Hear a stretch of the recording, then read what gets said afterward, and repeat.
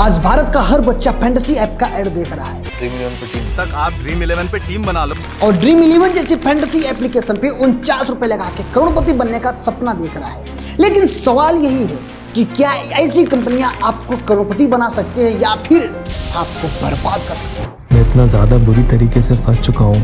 Account में आपका पैसा नहीं आया है? नहीं, क्योंकि अगर 1 करोड़ लोग भी 49 रुपए का टूर्नामेंट खेलते हैं तो 49 करोड़ इकट्ठे होते हैं और उसमें से 1 करोड़ रुपए केवल एक विनर को दे दी जाता है। लेकिन बाकी का पैसे का होता क्या है? क्या आपने कभी ये सोचा है कि ड्रीम 11 जैसी फैंटेसी एप्लीकेशन काम कैसे करती है और ऐसे ऐप में आपके जीतने का चांस कितने % होता है? देखिए, ड्रीम 11 एक टाइम पे एक ऐसी कंपनी थी जिसपे इन्वेस्टर इन्वेस्ट नहीं कर रहे थे। यहाँ तक कि ड्रीम 11 के जो ओनर हैं हर्ष जैन, इन्हें 150 बार इन्वेस्टर के द्वारा रिजेक्ट कर दिया गया था कि ये तो बेटिंग एप्लीकेशन है, ये सट्टा कंपनी है, ये कभी भी इंडिया से बैन हो सकती है। लेकिन लोग तो तब चौंक गए जब हर्ष जैन ने 78 करोड़ रुपए का घर खरीदा मुकेश अंबानी के घर के सामने और 2025 में 138 करोड़ रुपए का घर खरीदा। अब आपके दिमाग में भी ये सवाल आ रहे होंगे कि आखिर हर्ष जैन ड्रीम 11 से कितना पैसे कमाते हैं और भारत सरकार कितना पैसे कमाती है, BCCI कितना पैसे कमाती है। तो इस वीडियो को पूरा देखिएगा। आज आपको फैंटेसी ऐप के बारे में कंप्लीट डिटेल बताऊंगा कि कैसे कमाई होती है। अब जीतो चाहे हारो, पैसा कोई दूसरा कमाता है। अब शुरुआत करते हैं एकदम स्टार्टिंग से। आनंद जैन जो कि कॉर्प लिमिटेड कंपनी के चेयरमैन है। इनकी company infrastructure, real estate, manufacture और फाइनेंशियल सर्विस जैसे क्षेत्रों में काम करती है और यहाँ तक कि आनंद जैन मुकेश अंबानी के खास दोस्त भी हैं। अब आनंद जैन के ही बेटे हैं हर्ष जैन, जिनका जन्म मुंबई में ही हुआ और इनका स्कूल की पढ़ाई इंडिया में ही हुई। लेकिन अमेरिका के एक प्राइवेट यूनिवर्सिटी से इलेक्ट्रिकल इंजीनियरिंग में इन्होंने बीटेक कंप्लीट किया। उसके बाद कोलंबिया बिजनेस स्कूल से MBA कंप्लीट करने के बाद इन्होंने अमेरिका में देखा कि फैंटेसी बहुत ज्यादा ट्रेंड में था। लोग ऑनलाइन से लेकर ऑफलाइन तक फैंटेसी में पैसे कमा रहे थे और बहुत ज्यादा रुचि रख रहे थे। लेकिन हर्ष जैन जब इंडिया में आए तो यहाँ भी इन्होंने देखा कि क्रिकेट के प्रति ज्यादा दीवानगी है, लेकिन पैसा कमाने का कोई प्लेटफॉर्म नहीं है, कोई ऑफिशियली प्लेटफॉर्म नहीं था इंडिया में, जिस वजह से इंडिया के लोग फैंटेसी के नाम पे सट्टा खेल रहे थे। किसी एक टीम पे पैसे लगाते थे, कोई एक टीम हारती तो पैसा जीत जाते थे। तो ये एक तरीके से सट्टा ही था, बाकी और कोई पैसा अर्निंग करने का सोर्स नहीं था। अब मार्केट को देखते हुए हर्ष जैन ने अपने दोस्त भावित सेठ के साथ मिलकर 2008 में ड्रीम 11 की स्थापना की। ड्रीम 11 एक फैंटेसी स्पोर्ट प्लेटफॉर्म है जहां पर आपको वर्चुअल टीम बनानी होती है। रियल मैचेस के आधार पर आपको वहां पर पॉइंट मिलता है। लेकिन अब ड्रीम 11 काम कैसे करता है, इसके पीछे की डार्क रियलिटी क्या है, इन सब के बारे में आगे बात करेंगे। लेकिन उससे पहले बात करते हैं कि कैसे एक वायरस की तरह ड्रीम 11 आज पूरे इंडिया में नए युवकों के पास पहुंच गया है। ये मैं कर लेता हूँ तब तक आप ड्रीम 11 पे टीम ये मैं कर लेता हूँ तब तक आप ड्रीम 11 पे टीम बना लो। शुरुआत में ड्रीम 11 को विशेष सफलता नहीं मिली क्योंकि इंडिया में उतने टाइम इंटरनेट नहीं थे। आगे चल के 2012 में कंपनी ने फ्री टू प्ले मॉडल से पेड कॉन्टेस्टेड मॉडल अपनाया। यहाँ तक कि बढ़ते इंटरनेट और क्रिकेट की लोकप्रियता की वजह से ड्रीम 11 आज बहुत बड़ी कंपनी बन गई। 2019 में ड्रीम 11 यूनिकॉर्न कंपनी बन गई थी और 2020 में IPL के टाइटल स्पॉन्सर बने थे और आज ड्रीम 11 के लगभग 15 करोड़ से ज्यादा यूजर्स हैं। एंड एक टाइम ऐसा था कि ड्रीम 11 पे लोग इन्वेस्ट नहीं कर रहे थे, ये बोल रहे थे कि ये तो सट्टा कंपनी है, इंडिया से कभी भी बैन हो सकती है। ऐसी कंपनियां रोज बनती हैं और बंद हो जाती हैं क्योंकि इंडिया में सट्टा खेलना इलीगल है। लेकिन फिर भी आज ड्रीम 11, माई 11 सर्कल जैसी ऐप आज भी ऑलरेडी चल रही है इंडिया में, जो कि फैंटेसी का नाम दिया गया है। अब ये फैंटेसी कैसे इंडिया में लीगल है, आप थोड़ा सा इस बात को समझो। देखिए, पब्लिक गैम्बलिंग एक्ट 1867 ये एक पुराना ब्रिटिश काल का कानून है जो कि जुए को नियंत्रित करता है, जुए को प्रतिबंधित करता है, जहां पर आप जुआ ना खेल सकते हो ना ही खिलवा सकते हो। लेकिन इसमें एक चीज और है कि फैंटेसी जैसी चीजों को राज्य अपने हिसाब से मॉडिफाई कर सकता है। इसमें 2 टाइप के तर्क दिए गए, पहला गेम ऑफ चांस और दूसरा है गेम ऑफ लक। पहले बात करते हैं गेम ऑफ लक क्या है। मतलब कोई भी ऐसा गेम जहां पर आपका कोई नियंत्रण ना हो, जहां पर आपका कोई कंट्रोल ना हो।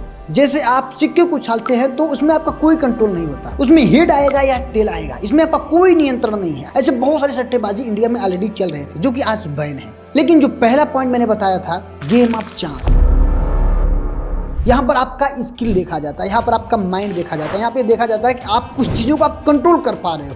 अब इसी का झांसा देखिए आज ड्रीम 11 जैसी फैंटेसी एप्लीकेशन इंडिया में चल रही है, जहाँ पर यह बोला जाता है कि यहाँ पर दिमाग लगता है, यहाँ पर टीम को देखना पड़ता है, टीम को बनाना पड़ता है, अपनी स्किल का इस्तेमाल करना पड़ता है। और यहाँ तक कि धोनी ने भी स्टार्टिंग में ये बोला था कि दिमाग से धोनी बनो और खेलो क्रिकेट दिमाग से, ताकि कोर्ट में भी ये प्रूव कर दिया जा सके कि भाई हम तो बोल रहे हैं दिमाग से खेलने के लिए। और आज फैंटेसी जैसी कंपनियां इतना पैसे कमा रहे हैं जितना आप सोच नहीं सकते। यहाँ तक कि आप इतना अंदाजा लगा सकते हो कि केवल 2024 में फैंटेसी इंडस्ट्रीज का वैल्यूएशन जो है वो 45,000 करोड़ रुपए का हो गया है। यहाँ तक कि अंदाजा ये भी लगाया जा रहा है कि 2025 तक इसका वैल्यूएशन 50,000 करोड़ रुपए तक हो जाएगा।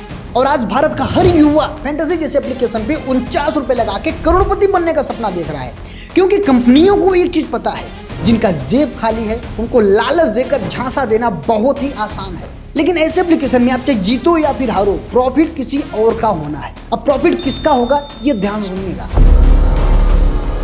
अब देखिए ऐसे मामलों में सरकार से लेकर कंपनी तक ये बोलती है कि ऐसे गेम में आदत लगना तय है, जो भी खेले अपनी जिम्मेदारी पे खेले, जिसमें फुल और फुल रिस्पॉन्सिबिलिटी आपकी हो जाती है। अगर कुछ होता है आपके साथ तो उसकी रिस्पॉन्सिबिलिटी आपकी होगी, ना कि किसी और की। लेकिन लोगों को इस ऐड से कोई मतलब नहीं होता, कोई ध्यान ही नहीं देता ऐसे ऐड पे। जैसे दूध में मक्खी को निकाल कर दूध को गटक लेना है, सेम वही चल रहा है। लेकिन यह चीज कितना खतरनाक है आप ऐसे अंदाजा लगा सकते हो कि ऑनलाइन गैम्बलिंग में एक व्यक्ति पैसा हार जाने के बाद वो सुसाइड कर लेता है, और सुसाइड से पहले एक ऑडियो क्लिप छोड़ के जाता है जिसमें ये बताता है जनरेशन को कि गैम्बलिंग और फैंटेसी जैसे एप्लीकेशन से दूर रहें, तभी उनकी जिंदगी सेफ हो सकती है।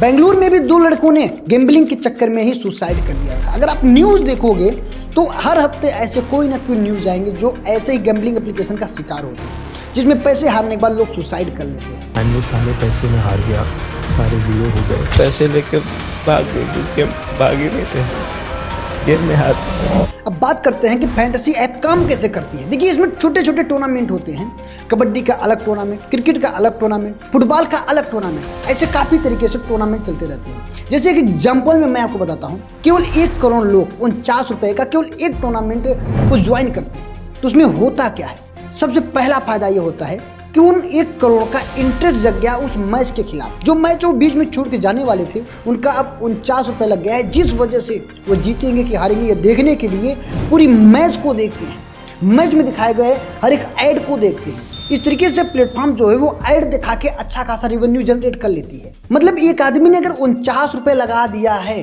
तो उससे काफी तरीके से पैसे कमाएगी कंपनी। पहला तो मैंने बताया कि ऐड दिखाकर। अब दूसरा तरीका क्या है, आप सोचो जरा, आपने अगर 49 रुपये लगा के टूर्नामेंट ज्वाइन किया और आपकी तरह टोटल 1 करोड़ रुपए, मैं नॉर्मली की बात कर रहा हूँ, ये नंबर बहुत ज़्यादा होते हैं लेकिन मैं एक नॉर्मली एज एग्जाम्पल आपको बता रहा हूँ। तो सोचिए 1 करोड़ लोगों ने 49 रुपये का टूर्नामेंट ज्वाइन किया तो टोटल 49 करोड़ रुपए होगा। अब उस 49 करोड़ में से पैसा बढ़ता कैसे है। अब देखिए 1 से 2 करोड़ रुपए फर्स्ट विनर को दिया जाता है, उसके बाद सेकंड विनर को 20 से 30 लाख रुपए, थर्ड विनर को 4 से 5 लाख, ऐसे कर करके कुछ अमाउंट जो है वो बांटा जाता है। टोटल मैं मान लेता हूँ पूरा खर्चा होता है बांटने में 9 करोड़ रुपए, लेकिन 40 करोड़ रुपए साफ बचता है। अब उस 40 करोड़ रुपए का क्या होगा, उसमें से 30 से 40% होगी सरकार की, फिर होगा हिस्सा बीसीसीआई का, उसके बाद 10 से 20% होगा ओनर का। अब ये परसेंटेज ऑफिशियली कोई अनाउंस नहीं है इसलिए मैं कंफर्म नहीं बता सकता, लेकिन ऐसे अंदाजा लगा सकते हो कि 49 करोड़ में से केवल 9 करोड़ रुपए आप लोगों में बटा, बाकी 40 करोड़ या उससे ज़्यादा इनके पास चला गया। अब दूसरी कमाई सुनिए, जब आप 1 करोड़ रुपए जीतेंगे तो उसमें भी 30% सरकार लेगी, अपना TDS या फिर GST जो भी कह लो उसे, उसमें भी आपको केवल 70 लाख रुपए ही मिलेंगे। 1 करोड़ में से TDS वो टैक्स वगैरह काट करके टैक्स काट गया था 30 लाख रुपया और उसके बाद से 70 लाख रुपया मिला। अब जीतने का चांस आप इतना समझ सकते हो, जितना आप 1 हफ्ते में पढ़ाई करने के बाद आप IAS बन सकते हो उतना परसेंटेज चांस है। जी हाँ, क्योंकि यहाँ पर बहुत सारे लोग ऐसे हैं जो काफ़ी टाइम से पैसे इन्वेस्ट कर रहे हैं, लोग कर्ज में चले जा रहे हैं लेकिन पैसे इन्वेस्ट कर रहे हैं। जीतने का चांस बताया उतना है जितना आप 1 हफ्ते पढ़ाई करो और आप IAS बन जाओगे, उतना परसेंटेज चांस है, या फिर उससे भी कम चांस है। बाकी एक बात आपको समझ में आ गई होगी कि ड्रीम 11, माई 11 सर्किल ऐप जैसी जो भी एप्लीकेशन है ये एक स्किल बेस्ड गेम है। ठीक है, यहाँ पर थोड़ा बहुत आप दिमाग लगाओगे, हाँ किस्मत का खेल तो है, लेकिन कुछ ना कुछ कंट्रोलिंग आपके अंदर है। जैसे लूडो हो गया, लूडो में थोड़ा बहुत आपकी प्लानिंग चलती है। ठीक है, तो इसी तरीके से फैंटेसी ऐप इंडिया में चल रही है। बाकी इससे आपको थोड़ा बहुत सावधान रहने की जरूरत है, जो कि कंपनी से लेकर सरकार खुद आपको गाइड करती है, क्योंकि इसमें आदत लगना, हार जाना, इसमें आपका रिस्क है। इस वजह से आपको सावधानी रखने की जरूरत है। बाकी आपको वीडियो कैसे लगी कमेंट में जरूर बताइएगा। फैंटेसी ऐप में आप खेलते हो कि नहीं खेलते हो ये भी बताइएगा, और कौन सा खेल ज़्यादा पसंद करते हो, क्रिकेट, फुटबॉल, वो भी कमेंट करिएगा। फिर मतलब वीडियो में सब्सक्राइब नहीं किया तो सब्सक्राइब कर लेना। बहुत बहुत धन्यवाद।